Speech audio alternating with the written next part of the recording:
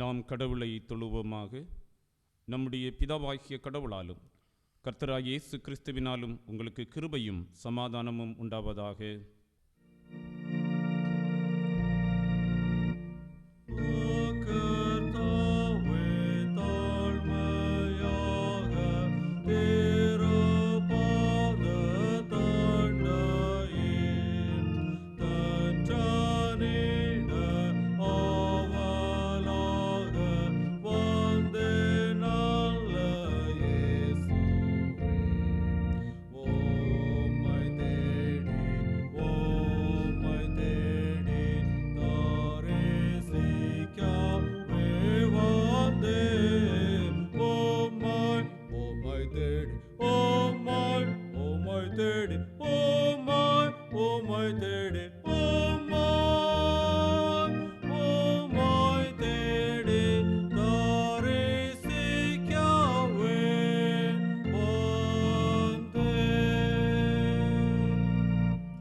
சேனைகளின் கர்த்தர் பரிசுத்தர் பரிசுத்தர் பரிசுத்தர்.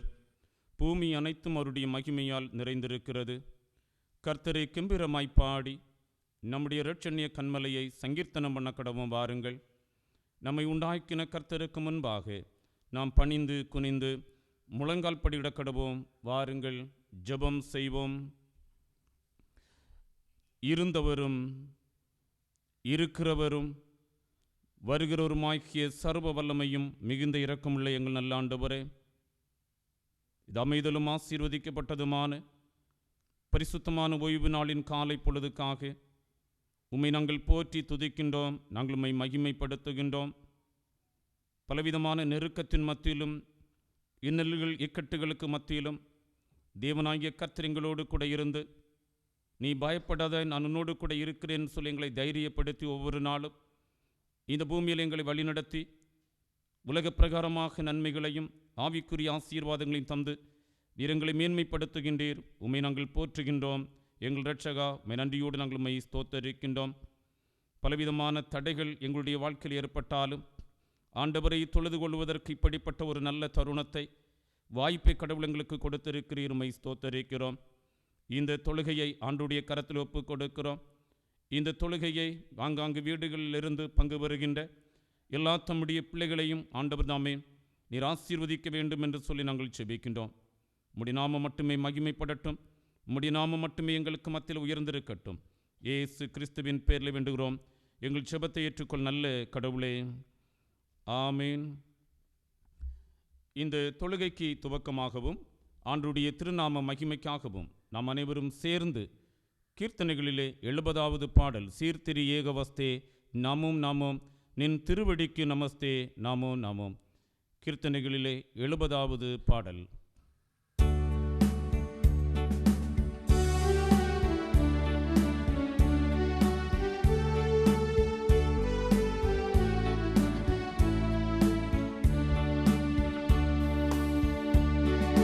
Siri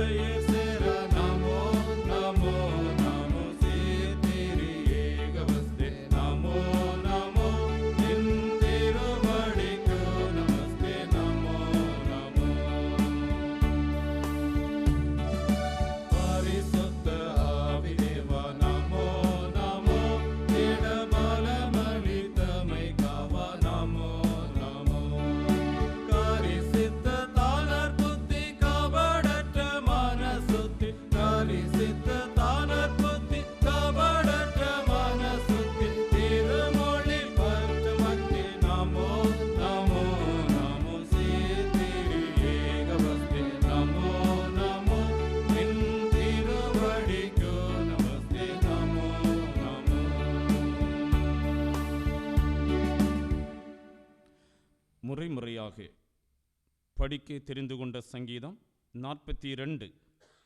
சங்கீதம் 42.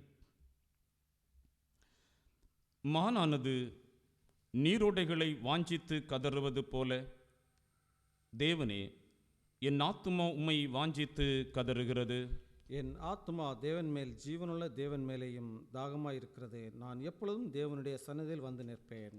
உன் தேவன் எங்கே என்று அவர்கள் நாள்தோறும் என்னிடத்தில் சொல்லுகிறபடியால் இரவும் பகலும் என் கண்ணீரே எனக்கு உணவாயிற்று. முன்னே நான் பண்டிகை ஆசரிக்கிற ஜனங்களோட கூட நடந்து கூட்டத்தின் களிப்பும் துதிமான் சத்தத்தோடு தேவாலயத்திற்கு போய் வருவேன். இவேளை நான் நினைக்கும் போது என் உள்ளம் எனக்குள் உருகிறது. என் ஆத்துமாவே, நீ ஏன் கலங்குகிறாய்? ஏன் எனக்குள் தியங்குகிறாய்? தேவனை நோக்கி காத்திரு. அவர் சமூகத்து ரட்சிப்பு நிமித்தம் நான் இன்னும் அவரை துதிப்பேன். என் தேவனே, என் ஆத்மா எனக்குள் கலங்குகிறது. ஆகையால் யோர்தான் தேசத்திலும் எர்மோன் மலைகளிலும் சிறு மலையிலிருந்து உம்மை நினைக்கிறேன். உமது மதுகுகளின் இரைச்சலால் ஆழத்தை ஆழம் கூப்பிடுகிறது. உமது அலைகளும் திரைகளும் எல்லாம் என்மேல் புரண்டு போகிறது. ஆகிலும் கர்த்தர் பகற்காலத்திலே தம்முடைய கிருபையை கட்டளையிடுகிறார். காலத்திலே அவரை பாடும் பாட்டு என் வாயில் இருக்கிறது. என் ஜீவனுடைய தேவனை நோக்கி விண்ணப்பம் செய்கிறேன். நான் என் கண்மலையாகிய தேவனை நோக்கி, ஏன் என்னை மறந்தீர்? சத்துருவினால் ஒடுக்கப்பட்டு நான் ஏன் துக்கத்துடனே தெரிய வேண்டும் என்று சொல்லுகிறேன். உன் தேவன் எங்கே என்று எனக்கு சத்துருக்கள் நாள்தோறும் என்னோட சொல்லி என்னை நீந்திப்பது என் எலும்புகளை உருவ குத்துகிறது போல் இருக்கிறது. சேர்ந்து படிப்போம். என் ஆத்துமாவே, நீ ஏன் கலங்குகிறாய்? ஏன் எனக்குள் தியங்குகிறாய்? தேவனை நோக்கி காத்திரு. என் முகத்திற்கு ரட்சிப்பும் என் தேவனுமாய் இருக்கிறவரை நான் இன்னும் துதிப்பேன்.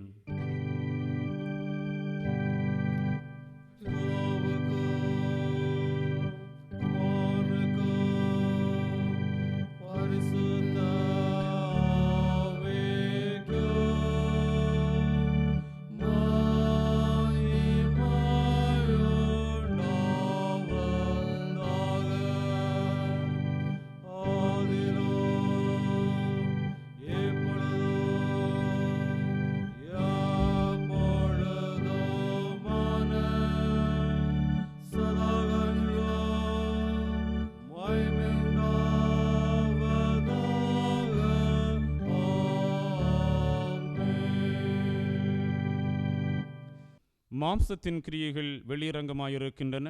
அவையாவன: விபச்சாரம், வேசித்தனம், அசுத்தம், காமவிகாரம், விக்கிரகாராதனை, பில்லிசூனியம், பகைகள், விரோதங்கள், வைராக்கியங்கள், கோபங்கள், சண்டைகள், பிரிவினைகள், மார்க்கப்பேதங்கள், பொறாமைகள், கொலைகள், வெறிகள், களியாட்டுகள் முதலானவைகளை.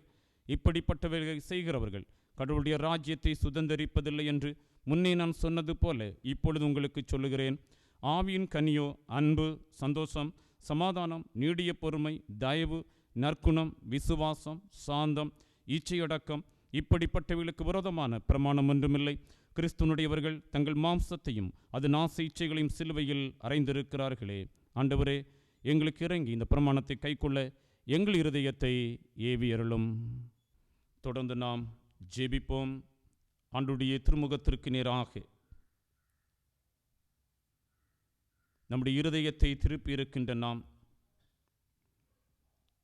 ஒரு விசை நம்மை நாமே ஆராய்ந்து பார்த்து ஆண்டவருடைய பாதத்தில் நம்மை ஒப்பு கொடுப்போம். பல நேரங்களிலே ஆண்டவரை விட்டு நாம் தூரம் போயிருக்கின்றோம். ஆண்டவரை விட்டு நாம் தொலைவில் இருக்கின்றோம். ஆண்டவரே, உம்முடைய சமூகத்தில் எங்களை நாங்கள் அர்ப்பணிக்கின்றோம். பல நிலைகளிலே பாப பாரத்தோடு நாங்கள் வருகின்ற பொழுது உம்முடைய வார்த்தைகள் எங்களுக்கு இதமான ஆசீர்வாதங்களையும் மகிமையான நடத்துதலையும் எங்களுக்கு தருகிறது. இந்த நாளிலும் கூட நாங்கள் அதை பெற்றுக்கொள்ள வாஞ்சிக்கின்றோம். உம்முடைய கிருபையை எங்களுக்கு தாரும் என்று சொல்லி ஆண்டவருடைய பாதத்தில் நாம் சொல்லுவோமா? வருத்தப்பட்டு பாரம் சுமக்கிறவர்களே, நீங்கள் எல்லாரும் என்னிடத்தில் வாருங்கள், நான் உங்களுக்கு இளைப்பாறுதல் தருவேன். நான் எழுந்து என் தகப்பனிடத்திற்கு போய், தகப்பனே, பரத்திற்கு உமக்கு முன்பாகவும் பாவம் செய்தேன். இனிமேல் உம்முடைய குமாரன் என்று சொல்லப்படுவதற்கு நான் பாத்திரன் அல்ல. உம்முடைய கூலிக்காரர்கள் ஒருவனாக என்னை வைத்து கொள்ளும் என்பேன். ஆண்டுடைய பாதத்திலே உண்மையாகவே நாம் நம்முடைய நிலையை உணர்ந்து நம்முடைய பாவங்களை நாம் அறிக்கை செய்திருப்போம் என்று சொன்னால் எல்லாம் வல்ல கடவுள் நமக்கு தருகின்ற பாவ மன்னிப்பு நிச்சயத்தை நாம் பெற்றுக்கொள்வோம். சர்வ வல்லமையும் மிகுந்த இரக்கமுள்ள ஆண்டவர் மன்னிப்பையும் பாவ நிவிருத்தியையும் நமக்கு கட்டளிட்டருளி வாழ்க்கையை சீர்படுத்துவதற்கான காலத்தையும் தமது தூய ஆவியானுடைய கிருபையையும் தேற்றுதலையும் தந்தருளராக. ஆமீன். ஆண்டவர் இயேசுநாதர் கற்றுத்தந்த ஜெபத்தை சேர்ந்து சொல்லுவோம். பரமண்டலங்களில் இருக்கிற எங்கள் பிதாவே, உம்முடைய நாமம் பரிசுத்தப்படுவதாக, உம்முடைய ராஜ்யம் வருவதாக, உம்முடைய சித்தம் பரமண்டலத்திலே செய்யப்படுகிறது போல பூமியிலையும் செய்யப்படுவதாக. அன்றன்றுள்ள எங்கள் அப்பத்தின் எங்களுக்கு தாரும். எங்களுக்கு விரோதமாய் குற்றம் செய்களுக்கு நாங்கள் மன்னிக்கிறது போல எங்கள் குற்றங்களை எங்களுக்கு மன்னியும். எங்களை சோதனைக்குள் பிரவேசிக்க பண்ணாமல் தீமையினங்களை ரட்சித்துக் கொள்ளும். வல்லமையும் மகிமையும் என்றென்றைக்கும் உம்முடையவைகளே. ஆமீன். தொடர்ந்து நாம் இந்த நாளுக்குரிய திருமறை பாடத்தை படிக்க கேட்போம். வாசிக்கும்படியாக கொடுக்கப்பட்டுள்ள திருமுறை பகுதி யோவான் எழுதின சுவிசேஷம் 14ஆம் அதிகாரம் வசனங்கள் 15 முதல் 21 முடிய. யோவான் 14ஆம் அதிகாரம் வசனங்கள் 15 முதல் 21 முடிய. நீங்கள் என்னிடத்தில் அன்பாயிருந்தால் என் கற்பனைகளை கைக்கொள்ளுங்கள். நான் பிதாவை வேண்டிக் கொள்வேன், அப்பொழுது என்றென்றைக்கும் உங்களுடனே இருக்கும்படிக்கு சத்திய ஆவியாகிய வேறொரு தேற்றரவாளனை அவர் உங்களுக்கு தந்தருள்வார்.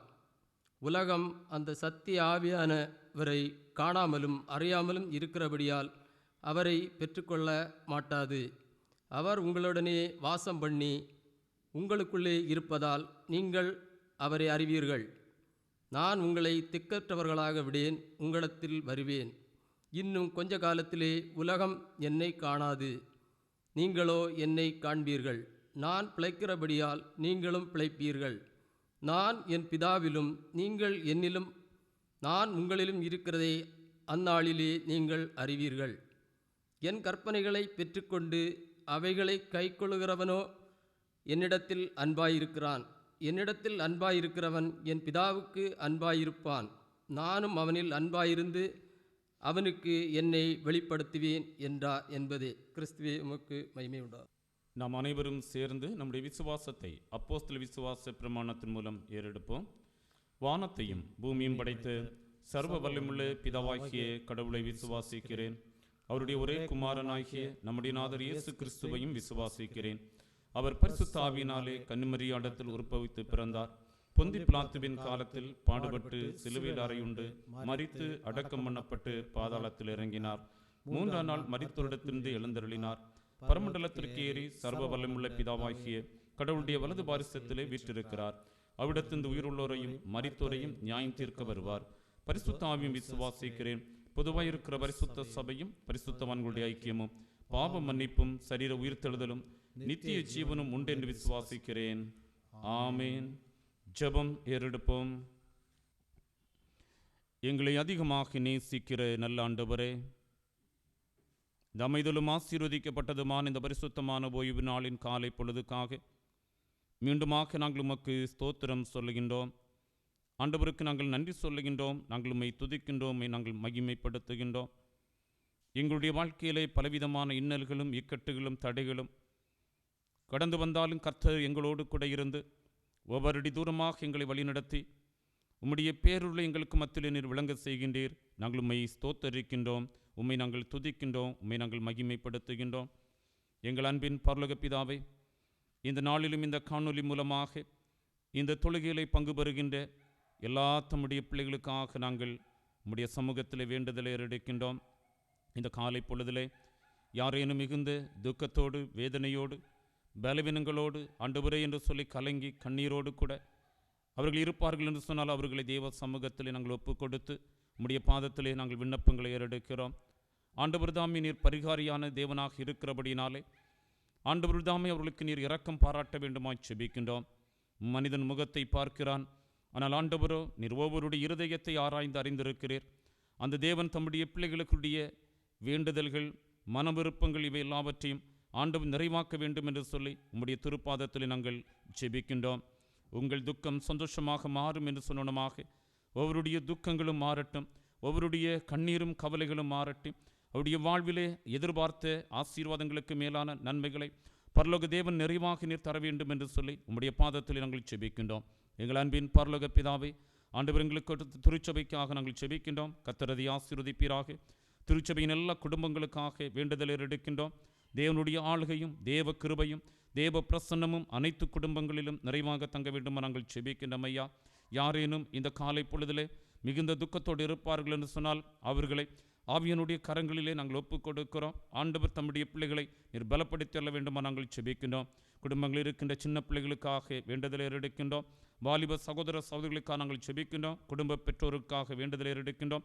முதிய பெற்றோருக்காக தேவ சமூகத்தில் நாங்கள் செபிக்கின்றோம். எல்லாரையும் கர்த்தர் ஆசீர்வதித்து கிருபையினாலும் நன்மையினாலும் இரக்கங்களினாலும் தேவன் முடிசூட்டல்ல வேண்டுமா செபிக்கின்றோம். அன்பின் பரலோக பிதாவே, இங்கிருந்து திருமணமாகி வெளியிடங்களில் இருக்கின்றதான தம்முடைய பிள்ளைகளுக்காக நாங்கள் செபிக்கின்றோம். கர்த்தர்களை ஆசீர்வதிப்பீராக. அவனமாக வெளிநாடுகளிலும் வெளியிடங்களிலும் ஆண்டவரே தங்கி பணிபுரிகின்ற படிக்கின்ற எல்லா தம்முடைய பிள்ளைகளுக்காக நாங்கள் செபிக்கின்றோம். இருக்கின்றதான இடத்திலே தேவ சமாதானமும் தேவ கிருபையும் தம்முடைய பிள்ளைகளை ஆண்டு வழி நடத்த வேண்டுமா நாங்கள் செபிக்கின்றோம். பெருகி வருகின்ற கொள்ளை நோய்கள் ஒன்று உம்முடைய பிள்ளைகளை அணுகாதபடி உம்முடைய திரு பாதத்திலே ஒவ்வொருவரையும் நீர் முடி மறைத்து கொள்ள வேண்டுமா செபிக்கின்றோம். இந்த உலகத்தில் எங்களுக்கு எங்கும் பாதுகாவல் இல்லை.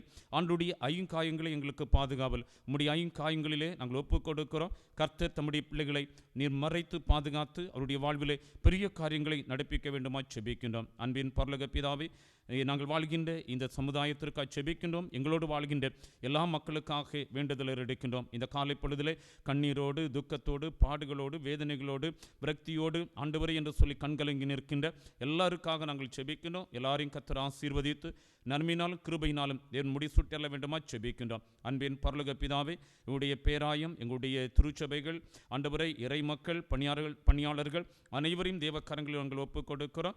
ஆண்டவர் அனைவரையும் ஆசீர்வதித்து அங்கங்கு நடைபெறுகின்ற ஒவ்வொரு பணிவிடைகளையும் ஒவ்வொரு ஆராதனைகளும் தேவன் ஆசீர்வதிக்க வேண்டுமா நாங்கள் செபிக்கின்றோம்.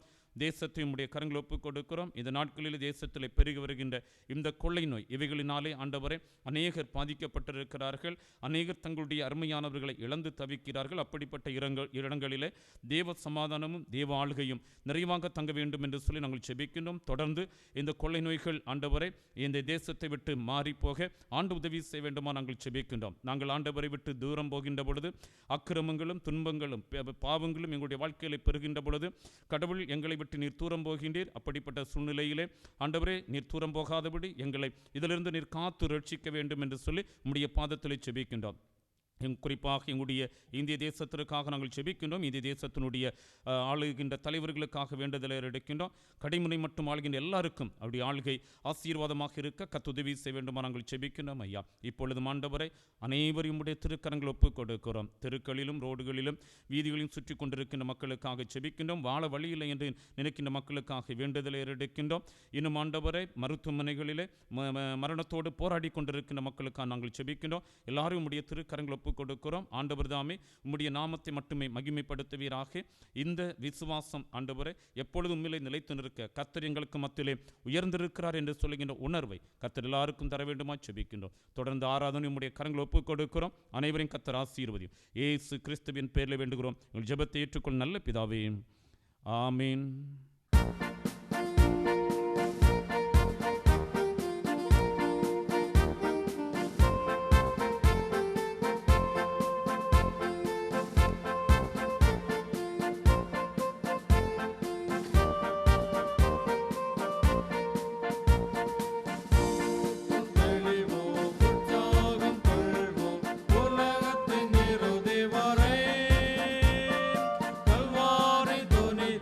மழை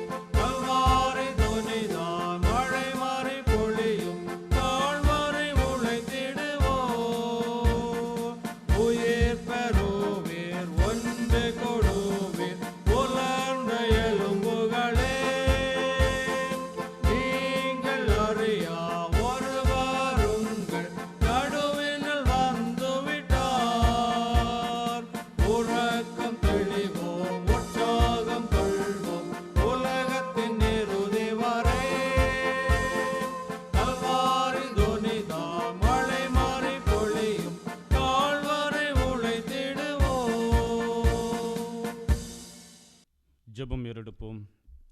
எங்கள் கண்மலையும் எங்கள் மீட்பெருமாகிய கர்த்தாவே, அடியன் வாயின் வார்த்தைகளும் எங்கள் எல்லாருடைய இருதயத்தின் நினைவுகளும் தேவ சமூகத்திலே ஏற்புடையதாய் இருப்பதாக. ஆமீன்.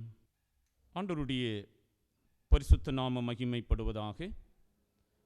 இந்த நாளிலும் சற்று நேரம் சிந்தனைக்காக தெரிந்து கொண்ட வேத வசனம் பரிசுத்த யோவான் என்பவர் எழுதின நற்செய்தி நூல் 14ஆம் அதிகாரம் 16வது வசனம். நான் பிதாவை வேண்டிக் கொள்வேன், அப்பொழுது என்றென்றைக்கும் உங்களுடனே கூட இருக்கும்படிக்கு சத்திய ஆவியாகிய வேறொரு தேற்றவாளனை அவர் உங்களுக்கு தந்தருளுவார். இயேசுநாதரின் 3½ ஆண்டு கால பணிவிடைகளில் தன்னோடு தோளுக்கு தோளாக நின்ற சீடப் பெருமக்களை ஆண்டவர் அழைத்து அவர்களுக்கு பலவிதமான உபதேசங்களை கொடுத்து, நான் இனி இந்த உலகத்தை விட்டு என்னுடைய பிதாவினிடத்திற்கு போகிறேன். அப்படி நான் போகும்போது உங்களை ஒரு பயங்கரமான ஒரு சூழலிலே நான் விட்டு போகிறேன். ஆனால் இதனை குறித்து நீங்கள் கலங்க வேண்டாம், நீங்கள் இதனை குறித்து கவலைப்பட வேண்டாம். ஏனென்று சொன்னால், நான் போன பிற்பாடு எல்லா நிலைகளிலும் உங்களை வழிநடத்த, உங்களுக்கு ஆலோசனை தர பரிசுத்த ஆவியாகிய தேற்றவாளனை என்னுடைய பிதா உங்களுக்கு தந்தருளுவார். ஆகவே இப்படி கூறி கலங்கி நின்ற அந்த சீடர்களை ஆண்டவர் தைரியப்படுத்தி உற்சாகப்படுத்துகிறார். இன்று நம்முடைய தென்னிந்திய திருச்சபையின் ஒழுங்கின்படி நமக்கு தியானிப்பதற்காக கொடுக்கப்பட்ட தலைப்பு பரிசுத்த ஆவியரின் வாக்குறுதி. பரிசுத்த ஆவியரின் வாக்குறுதி. அன்று சீட மக்களுக்கு கொடுக்கப்பட்ட அதே வாக்குறுதியைத்தான் இந்த நூற்றாண்டில் வாழ்கின்ற நாமும் பெற்றிருக்கின்றோம். இன்று நாம் வாழ்கின்ற இந்த உலக சூழ்நிலையை எண்ணி பார்க்கின்ற பொழுது மிகவும் ஒரு பயங்கரமான சூழ்நிலையிலே தான் நாம் இன்றைக்கு வாழ்ந்து கொண்டிருக்கின்றோம். எப்பக்கத்திலே நாம் திரும்பினாலும், எந்த பக்கத்திலே நாம் திரும்பி பார்த்தாலும் ஆண்டவரை விட்டு பின்வாங்கி போவதற்குரிய, விசுவாச வாழ்க்கையிலே குன்றி போவதற்குரிய தருணங்கள் தான் நமக்கு முன்னாக வைக்கப்பட்டிருக்கிறது. ஆனால் நமக்கு ஒரு நம்பிக்கை உண்டு, நமக்கு ஒரு விசுவாசம் உண்டு. ஆண்டவராகிய இயேசு கிறிஸ்து சீடர்களுக்கு கொடுத்த அதே பரிசுத்த ஆவியானுடைய துணையை நமக்கும் ஆண்டவர் தந்திருக்கின்றார். அந்த வாக்குறுதியை கடவுள் நமக்கும் தந்திருக்கிறார் என்று சொல்லுகின்ற உணர்வோடு தொடர்ந்த விசுவாச வாழ்க்கையிலே நாம் அடியெடுத்து வைக்க அழைக்கப்படுகின்றோம். ஆகவே இங்கே பரிசுத்த ஆவியானவர் என்று சொல்லுகின்ற பொழுது வெறும் ஆவி என்று சொல்லி நாம் அதனை புரிந்து கொள்ளக்கூடாது. 2 கொரிந்தியரின் புஸ்தகம் 13ஆம் அதிகாரம் 14வது வசனத்திலே பவுலடிகளார் சொல்லுகின்ற பொழுது, பிதா குமாரன் எப்படி ஆழ்த்தத்துவம் உடையவராக இருக்கிறாரோ அதே விதமாக பரிசுத்த ஆவியானவரும் ஆழ்த்தன்மை உடையவராக இருக்கிறார் என்பதனை நாம் புரிந்து கொள்ள வேண்டும். எப்படி பிதாவாகிய கடவுள், குமாரனாகிய கடவுள் ஆழ்த்தன்மை உடையவராக இருந்து சீடர்களை வழிநடத்தினாரோ அதே விதமாக தூய் ஆவியானவரும் ஆழ்த்தத்துவம் உடையவராக இருந்து அவர் தொடர்ந்து தேற்றரவாளனாக, துணையாளராக இருந்து நடத்துவார் என்பதனை நாம் அறிந்து கொள்ள வேண்டும். அவர் எப்படி துணையாளராக, தேற்றவாளனாக இருந்து அவர் நடத்துகிறார் என்பதனை தொடர்ந்து நாம் தியானிப்போம். முதலாவதாக, எல்லாருக்கும் துணையாளர். எல்லாருக்கும் துணையாளர். யோவேல் 2ஆம் அதிகாரம் 28வது வசனத்திலே இப்படி சொல்லப்பட்டிருக்கிறது, அதற்கு பின்பு நான் மாம்சமான யாவர் மேலும் என் ஆவியை ஊற்றுவேன். அதற்கு பின்பு நான் மாம்சமான யாவர் மேலும் என் ஆவியை ஊற்றுவேன். நீங்கள் பழைய ஏற்பாட்டு நூலை படிப்பீர்கள் என்று சொன்னால், பரிசுத்த ஆவியானுடைய தலையீடு படைப்பிலிருந்து தொடர்ந்து நடைபெறுகிறது என்பதனை நாம் அறிந்து கொள்ள வேண்டும். ஆதியாகமம் 1ஆம் அதிகாரம் 2வது வசனத்தில் நீங்கள் படிக்கின்ற பொழுது அறிந்து கொள்ள முடியும். ஆகவே இந்த ஆவியானவர் பழைய ஏற்பாட்டிலே ஒரு குறிப்பிட்ட காரியத்திற்காக, ஒரு குறிப்பிட்ட காரியத்தை செயல்படுத்துவதற்காக வந்து செல்லுகிற ஆவியானவராகத்தான் அறியப்படுகிறார். அதாவது எந்த நோக்கத்திற்காக ஆவியானவர் இந்த பூமியிலே அனுப்பப்படுகிறாரோ அந்த நோக்கத்தை நிறைவேற்றிவிட்டு அவர் சென்று விடுவார். இது பழைய ஏற்பாட்டிலே நமக்கு தரப்படுகின்ற செய்தி. உதாரணமாக இஸ்ரவேல் ஜனங்களுடைய விடுதலை பயணத்திலே தூய் ஆவியானுடைய செயல்பாடு மோசே, அதைத் தொடர்ந்து யோசுவா, எண்ணாகம புஸ்தகம் 27:18 சொல்லப்பட்டிருக்கிறது. ஆகவே இவர்கள் வழியாக கடவுள் எந்த நோக்கத்தை நிறைவேற்ற வேண்டும் என்று சொல்லி பிரயாசப்பட்டாரோ அந்த நோக்கத்தை இஸ்ரவேல் மக்களுக்கு மத்தியிலே ஆண்டவர் நிறைவேற்றிவிட்டு அப்படியே அந்த தூய ஆவியார் கடந்து செல்லுகின்றது. அதற்கு பிற்பாடு நியாயாதிபதிகள் காலத்திலே, நியாயாதிபதிகளின் புஸ்தகம் 15ஆம் அதிகாரம் 14 இக்கட்டான சூழ்நிலையிலே சிம்சோன் ஆண்டவரிடத்திலே வேண்டுதல் செய்கின்றான். ஆண்டவருடைய அந்த வேண்டுதலை ஆண்டவர் கேட்டு பரிசுத்த ஆவியானவர் அந்த இடத்திலே பலமாக இறங்கி பெலிஸ்தியர் நடுவிலே வியத்தகு செயல்களை நடப்பித்தார். நெகேமியாவின் புஸ்தகம் 9ஆம் அதிகாரம் 30வது வசனத்திலே தூய ஆவியார் தீர்க்கதரிசிகளை கொண்டு தீர்க்க தரிசனம் சொல்ல ஆயத்தப்படுத்தினார் என்று சொல்லப்பட்டிருக்கிறது. இன்னும் நீங்கள் பழைய ஏற்பாட்டிலே படிக்கின்ற பொழுது தாவீது, சாலமோன், எலியா, எலிசா இவர்கள் வழியாக பரிசுத்த ஆவியானவர் செயல்பட்டார். எனவேதான் சங்கீதக்காரனாகிய தாவீது கதறுகிறார். சங்கீதம் 51:11 சொல்லுகின்றார், உமது சமூகத்தை விட்டு என்னை தள்ளாமலும் உமது பரிசுத்த ஆவியை என்னிடமிருந்து எடுத்துக்கொள்ளாமலும் இரும் என்று சொல்லி கதறுகின்றார்.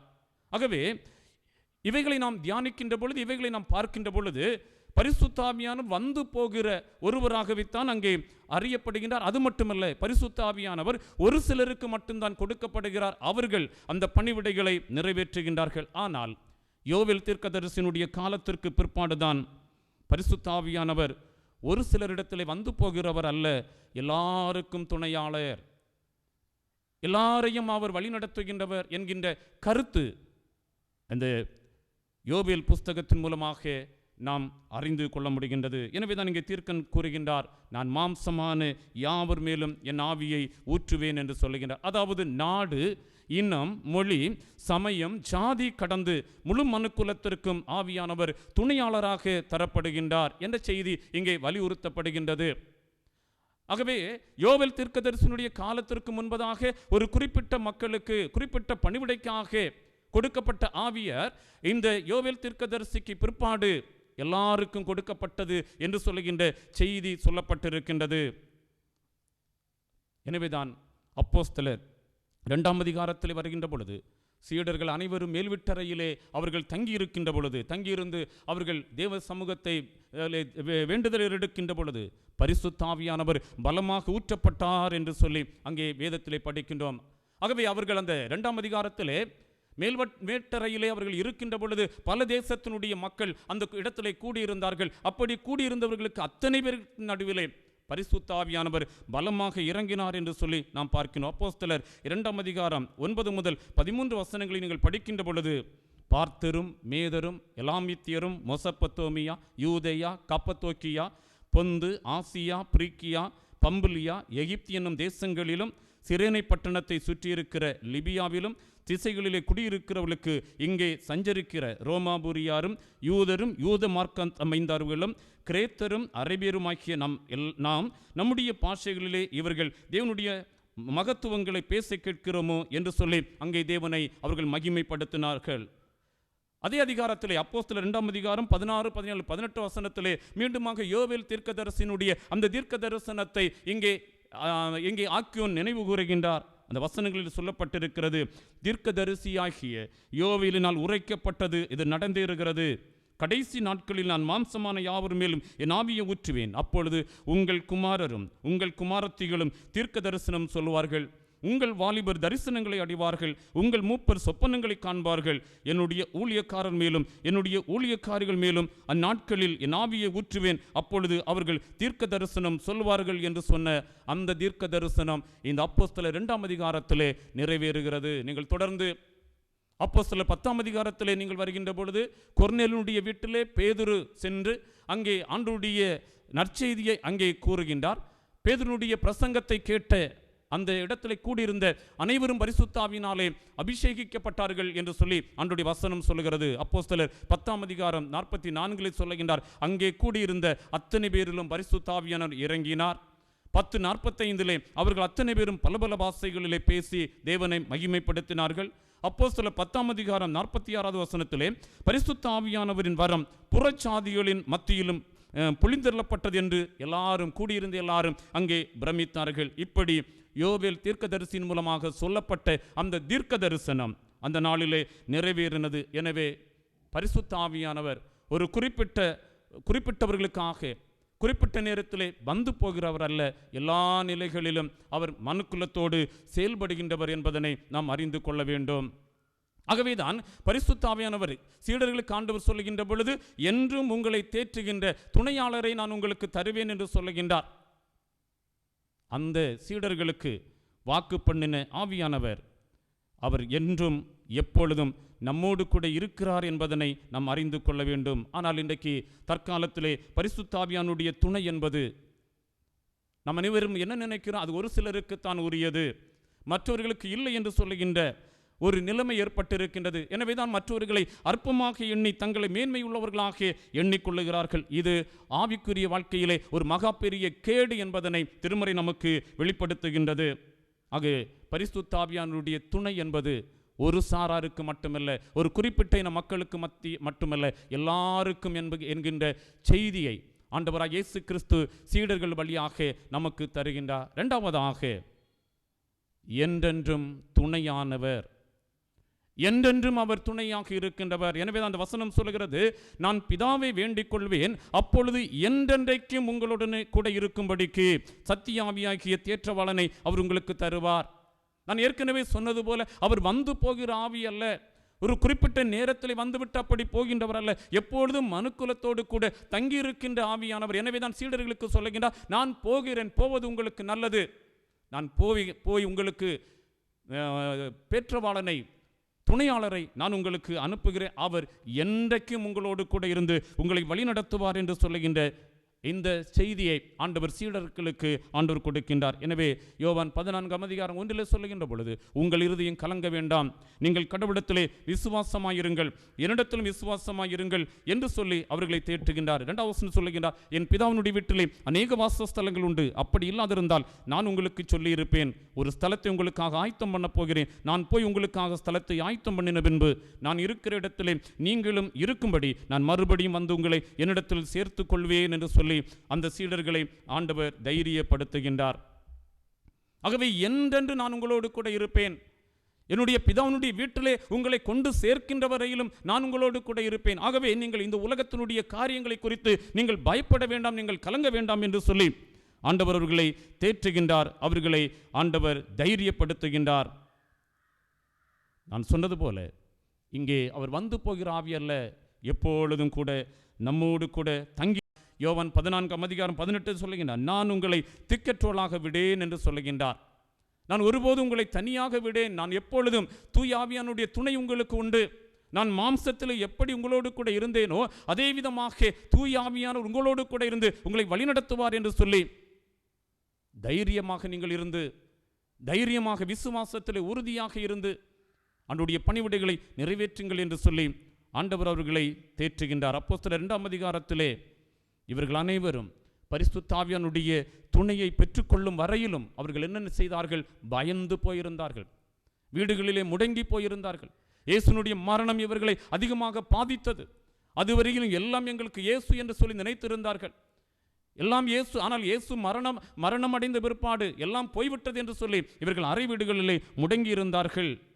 இப்படி முடங்கி இருந்தவர்கள் அந்த அப்போஸ்தலர் 2 சொல்லப்பட்ட வண்ணமாக பரிசுத்த ஆவியானுடைய நிறைவை, அந்த பரிசுத்த ஆவியானுடைய துணையை இவர்கள் பெற்றுக்கொண்ட பிற்பாடு எந்த இடத்திலே பயந்திருந்தார்களோ, எந்த இடத்திலே அவர்கள் கூனி குறுகி இருந்தார்களோ அந்த இடத்திலே அவர்கள் தைரியமாக நின்றார்கள். எந்த மக்களுக்கும் முன்பதாக அவர்கள் முடங்கி போயிருந்தார்களோ அந்த மக்களுக்கும் முன்பதாக தைரியமாக ஆண்டவரை குறித்து இவர்கள் பறைசாற்றினார்கள். இது எப்படி கிறிஸ்து வாக்கு பண்ணின அந்த பரிசுத்த ஆவியானவருடைய துணை என்பதனை நாம் அறிந்து கொள்ள வேண்டும். எப்படி சொல்லுகிறார்கள், அப்போஸ்தலர் 3:15 சொல்லுகின்ற பொழுது, ஜீவாதிபதியை நீங்கள் கொலை செய்தீர்கள், அவரை தேவன் மரித்தெழுந்து எழுப்பினார், அதற்கு நாங்கள் சாட்சிகள்.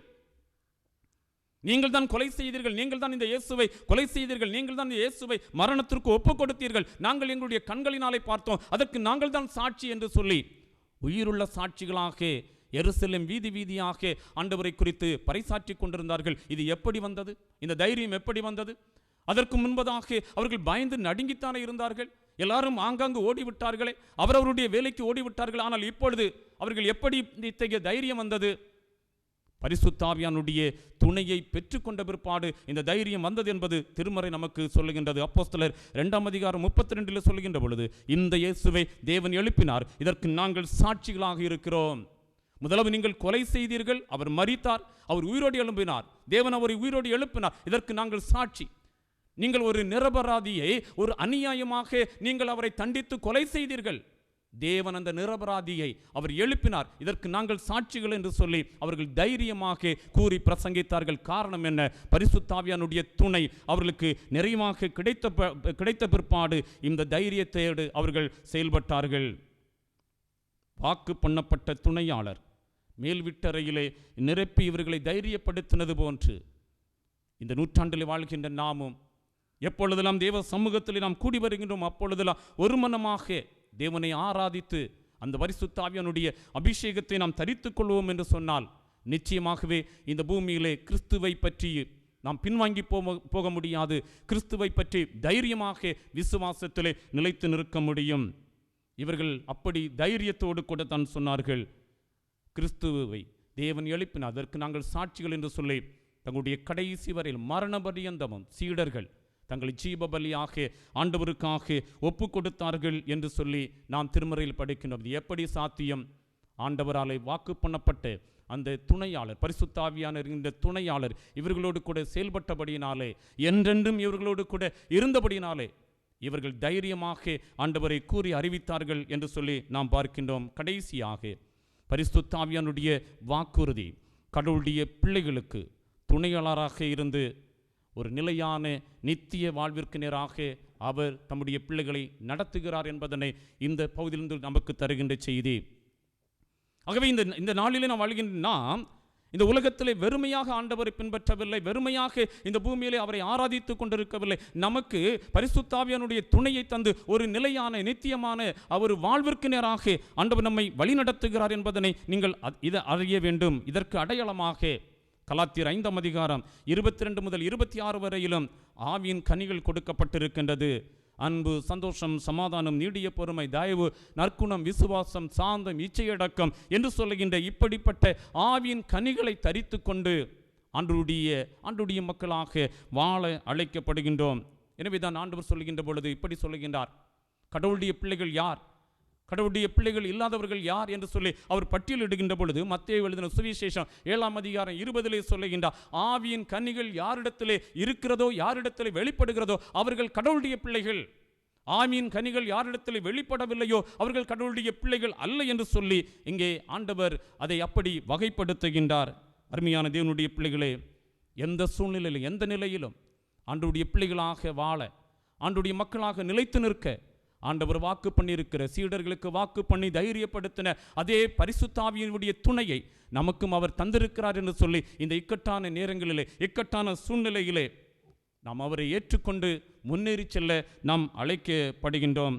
ஆகவே எந்த நிலையும் கண்டு நாம் கலங்கி போக வேண்டாம். உலகமே நமக்கு எதிராக வரலாம், உலகத்தினுடைய காரியங்கள் நமக்கு அநேக பின்னடைவுகளை நமக்கு தரலாம். ஆனால் வாக்கு பண்ணப்பட்ட அந்த தூய ஆவியா நமக்கு துணையாக இருக்கிறபடினாலே, என்றென்று நம்மோடு கூட இருக்கிறபடினாலே நாம் கலங்கி போக வேண்டாம், நாம் சோர்ந்து போக வேண்டாம். அவர் நம்மை தைரியப்படுத்துகின்றார், நம்மை விசுவாசத்திலே உறுதிப்படுத்துகின்றார். இந்த உறுதிப்பாட்டோடு தொடர்ந்து நம்முடைய விசுவாச வாழ்க்கையை முன்னெடுத்து ஆண்டவருக்காக வாழ நாம் பிரயாசப்படுவோம். ஆண்டவர் தாமே இந்த வார்த்தைகளோடு கூட தொடர்ந்து நம்மிடத்திலே அவர் கிரியை செய்வாராக. ஆமீன். இந்த வாரத்திலே தங்களுடைய பிறந்த நாட்களை நினைவு கூறுகின்ற நம்முடைய திருச்சபையினுடைய பிள்ளைகளுடைய பெயர்களை நான் படிக்கின்றேன். 24ஆம் தேதி திரு பெஞ்சமின் பெருங்கன்விளை, 24ஆம் தேதி பி ஹெலன் ஜாஸ்மின் பெருங்கன்விளை, 24ஆம் தேதி திரு ஞானதாஸ் மானாங்காணி, 25ஆம் தேதி திருமதி கிறிஸ்டின் ஸ்டெல்லா காவுவிளை, 25ஆம் தேதி ஜாய்ஸ்லின் அண்ட் நத்தானியல் மேலம் விளை, 25ஆம் தேதி திரு ராஜகுமார் கலைஞன் விளை, 25ஆம் தேதி திரு பிரனேஸ்லால் லாஸ் அயனி விளை, 25ஆம் தேதி திரு சதீஸ்லால் அயனி விளை, 25ஆம் தேதி திருமதி ஞான பியூலா காபு விளை, 25ஆம் தேதி திரு காட்வின் டேவிட் மானாங்காணி, 25ஆம் தேதி திரு சரோஜா உதிமூட்டு விளை, 25ஆம் தேதி திரு ஜோயல் சி கடகம் விளை, 25ஆம் தேதி திரு ஏனோஸ் தோட்டவாரம், 25ஆம் தேதி திருமதி பிரியாமோல் விளாத்தி விளை, 25ஆம் தேதி திரு சுனில் சேகர் பணவிலை. 25ஆம் தேதி திருமதி சுதா மானாங்காணி. 26ஆம் தேதி டென்சிகர் பழத்தோட்டத்து விலை. 26ஆம் தேதி திரு ஜஸ்டின் ராஜ் செம்மன் விலை. 26ஆம் தேதி திரு சாஜி குளியன் விலை. 26ஆம் தேதி திரு முத்துநாயகம் சுசீந்திரம் விலை. 27ஆம் தேதி திரு வினேஸ்லால் ஐனி விலை. 27ஆம் தேதி திரு கிறிஸ்டபர் கேசவபுரம். 27ஆம் தேதி திருமதி சுனிதா மிளகு விலை. 28ஆம் தேதி திருமதி ஸ்டெல்லா கிளாடிஸ் காபு விலை. 29ஆம் தேதி திரு ராபின்சன் தானக்காட்டு விலை. 30ஆம் தேதி ஜெபின் காபு விலை. 30ஆம் தேதி திரு ஜெய்சிங் மேலம் விலை. 30ஆம் தேதி திருமதி சபித் ராணி செம்மன் விலை. 30ஆம் தேதி திரு பென் சாம்ராஜ் அரசு மூட்டு விலை ஆகியவர்கள் இந்த வாரத்திலே தங்களுடைய பிறந்த நாட்களை நினைவு கூறுகின்றார்கள். இவர்கள் அடியெடுத்து வைக்கின்ற இந்த புத்தம்புதிய ஆண்டு இவர்களுக்கு மிகுந்த ஆசீர்வாதமாக இருக்க திருச்சபையின் சார்பிலே நல்வாழ்த்துக்களை தெரிவித்து கொள்கிறேன். திருமண நாட்களை நினைவு கூறுகின்றவர்கள் 24ஆம் தேதி திரு ஜஸ்டின் ஜபராஜ் திருமதி சலூஜா பெருங்கன் விலை. 24ஆம் தேதி திரு தயா திருமதி ஹெல்டா டெல்வி திருவனந்தபுரம்.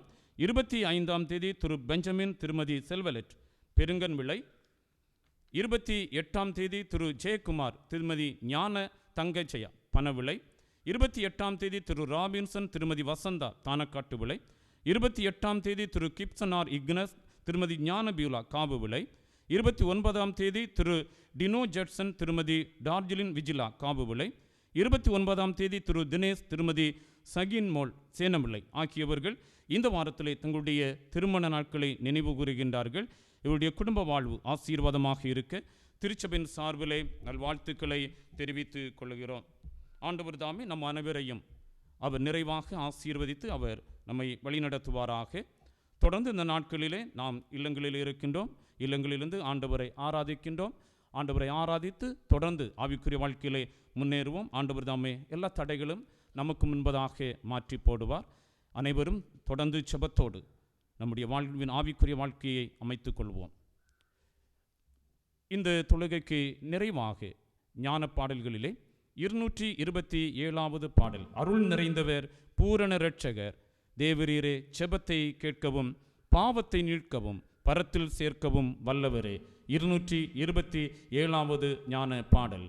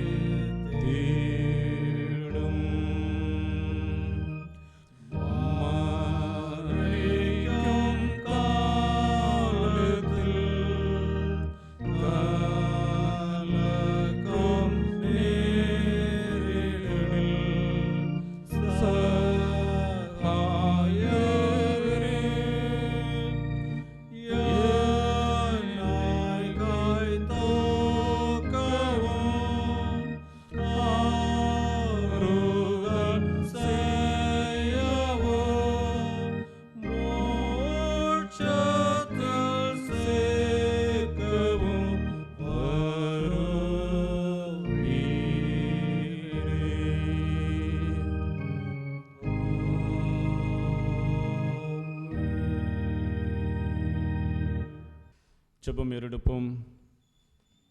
எங்கள் கடவுளே, உம்முடைய குமாரனாகிய கிறிஸ்துவின் மூலமாக நீர் எங்களுக்கு தந்த மேன்மையான ஆசீர்வாதங்களுக்காக நாங்கள் உம்மை போற்றுகின்றோம். மீண்டுமாக இந்த நாளிலும் கூட ஆண்டவரை ஆராதிக்கவும் ஆண்டுடைய நாமத்தை மகிமைப்படுத்தவும் தேவன் எங்களுக்கு பாராட்டின கிருபை எண்ணி அல்லேலூயா நாங்கள் உமக்கு ஸ்தோத்திரம் சொல்லுகின்றோம். அல்லேலூயா நாங்கள் உமக்கு நன்றி சொல்லுகின்றோம். எங்கள் அன்பின் பரலோக பிதாவை, இந்த நாளிலே நாங்கள் தியானித்த இந்த வசனங்களை தொடர்ந்து கர்த்தருக்கு ஆசீர்வாதமாக்கி தர வேண்டுமா நாங்கள் செபிக்கின்றோம். இந்த உலகத்திலே நாங்கள் திக்கற்றவர்கள் அல்ல, இந்த உலகத்திலே நாங்கள் தனியாக விடப்பட்டவர்கள் அல்ல, இந்த உலகத்திலே பரிசுத்த ஆவியானவருடைய துணை எங்களுக்கு உண்டு என்று சொல்லுகின்ற தைரியத்தையும் விசுவாசத்தையும் சீடர்கள் வழியாக ஆண்டவர் எங்களுக்கு நீர் கொடுத்திருக்கின்றீர். உம்மை போற்றுகின்றோம், உம்மை நாங்கள் துதிக்கின்ற கர்த்தாவே, நாங்கள் உம்மை மகிமைப்படுத்துகிறோம். இந்த உலகத்திலே ஆண்டவரை எங்களுக்கு நேரிடுகின்ற உபத்திரவங்கள், துன்பங்கள், துயரங்கள், பாடுகள், இவைகளுக்கு மத்தியிலே பரிசுத்த ஆவியானவர் எங்களுக்கு துணை என்று சொல்லுகின்ற இந்த நம்பிக்கையோடு நாங்கள் கடந்து போக, எங்களுடைய விசுவாசத்தை இறுதி வரையிலும் நாங்கள் காத்துக்கொள்ள கர்த்தர் எங்களுக்கு உதவி செய்ய வேண்டும் என்று சொல்லி உம்முடைய திருப்பாதத்திலே நாங்கள் செபிக்கின்றோம். இப்பொழுதும் ஆண்டவரே, எல்லா தம்முடைய பிள்ளைகளையும் ஆண்டுடைய கரங்களிலே நாங்கள் ஒப்புக் கொடுக்கிறோம். கர்த்தர்களை ஆசீர்வதிப்பீராக. இந்த வாரத்திலே தங்களுடைய பிறந்த நாட்களை நினைவு கூறுகின்ற அருமையான தம்முடைய பிள்ளைகளுக்காக வேண்டுதலை எடுக்கின்றோம். என்னால் உன்னுடைய ஆயுசு நாட்கள் விருத்தியாகும் என்று சொன்ன ஆண்டவர், கொடுக்கப்படுகின்ற ஆயுசு நாட்கள் ஆண்டவராலே ஆசீர்வாதமாக இருக்க என் தேவன் அருள் செய்ய வேண்டும் என்று சொல்லி உம்முடைய பாதத்தில் நாங்கள் செபிக்கின்றோம். உம்முடைய நாமத்தினால் அவர்களுக்கு வாழ்த்தும் சொல்லுகின்றோம். இவரிடம் முழுவதிலும் உம்முடைய பேரான கிருபை தம்முடைய மக்களை ஆண்டு வழி நடத்த வேண்டுமாய் செபிக்கின்றோம். எங்கள் அன்பின் பரலோக பிதாவே, அவ்வண்ணமாக திருமண நாட்களை நினைவு கூறுகின்ற அருமையான தம்முடைய மக்களுக்காக வேண்டுதலை எடுக்கின்றோம். குடும்ப வாழ்வில் பிரவேசித்த நாள் முதல் இந்த நாள் வரையில் கர்த்தர் தாங்கினீர், வழிநடத்தினீர். பலவிதமான நெருக்கங்களும் கஷ்டங்களும் குடும்ப வாழ்விலை சூழ்ந்து கொண்ட போதிலும் தேவனாகிய கர்த்தர் கூட இருந்து ஒவ்வொரு அடி தூரமாக வழிநடத்தினீர். உமக்கு ஸ்தோத்திரம் சொல்லுகின்றோம். தொடர்ந்து ஆண்டுடைய கிருபை அவர்களை சூழ்ந்து கொள்ளட்டும். ஆண்டவரை விட்டு விலகாதபடி குடும்பமாக தேவனுடைய நாமத்தை மகிமைப்படுத்த தேவன் துணை செய்ய வேண்டும் என்று சொல்லி நாங்கள் செபிக்கின்றோம். இப்பொழுதும் ஆண்டவரை, இந்த காணொலிக்கு முன்பாக இருந்து ஆண்டவரை இந்த செபத்தில் பங்கு பெறுகின்ற அனைவரும் உடைய கருத்தில் ஒப்புக் கொடுக்கிறோம். யாரேனும் மிகுந்த பலவீனத்தோடும் மிகுந்த கஷ்டத்தோடும் இருப்பார்கள் என்று சொன்னால் மறுபடியுமாக அவர்களை ஆவியானுடைய ஆளுகைக்காக ஆண்டுடைய கருத்திலே நாங்கள் ஒப்புக் கொடுக்கிறோம். ஆண்டவர் ஆசீர்வதித்து வழிநடத்தி ஆண்டவர் தம்மை வருகின்ற நாட்களிலே மேலான பாக்கியங்களை கற்றுத்தர வேண்டுமாய் செபிக்கின்றோம். இதோ உனக்கு முன்பாக திறந்த வாசலை வைத்திருக்கிறேன் சொன்ன ஆண்டவர், அந்த ஆசீர்வாதத்தின் மேன்மைகளை அனைவரும் பெற்றுக்கொள்ள ஆண்டவர் எங்களை வழிநடத்த வேண்டுமாய் செபிக்கின்றோம். தாழ்த்துகின்றோம். ஆவியனுடைய நடத்துதலுக்காக எங்களை ஒப்புக் கொடுக்கிறோம். கர்த்தர் எங்களுக்கு மத்தியிலே உயர்ந்திரும். இயேசு கிறிஸ்துவின் பேரில் வேண்டுகிறோம். உங்கள் ஜெபத்தை ஏற்றுக்கொள் நல்ல பிதாவே, ஆமேன்.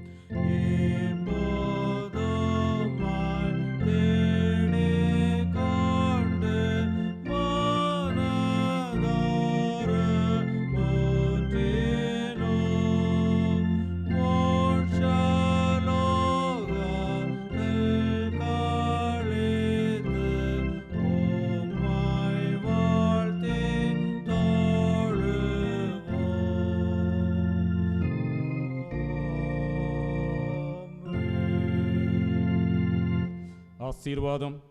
கடவுளின் இரக்கமுள்ள கிருபைக்கும் பராமரிப்புக்கும் உங்களை ஒப்புவிக்கிறோம். பிதாவாகிய கடவுள், குமாரனாகிய கடவுள், பரிசுத்த ஆவியாகிய சர்வ வல்லமை பொருந்திய கடவுளுடைய ஆசீர்வாதம் உங்களுக்குள்ளே இருந்து எப்பொழுதும் உங்களுடனே நிலைத்திருக்க கடவது.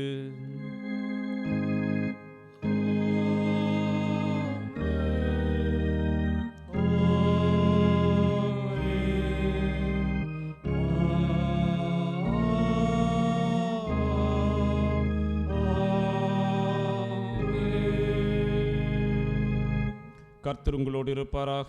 அவரும் தாவியோடு இருப்பாராக. சமாதானத்தோடு சென்று வாருங்கள். ஆண்டவரின் திருப்பெயரில்